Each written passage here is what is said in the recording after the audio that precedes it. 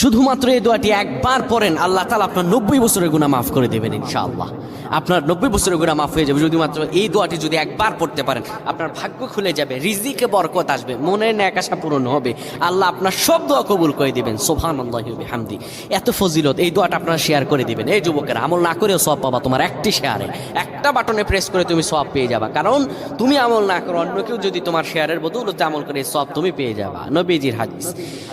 আমার ভাইয়েরা, আল্লাহর কাছে দোয়া করা, আল্লাহর কাছে দোয়া চাওয়া, এটি হলো মুমিনদের কাজ। আমার আল্লাহ বান্দাকে বলেন, বান্দারে উদউনি আস্তাজিব লাকুম, আমার কাছে চাও, আমার কাছে চাইলে আমি আল্লাহ তোমাকে দিয়ে দিব।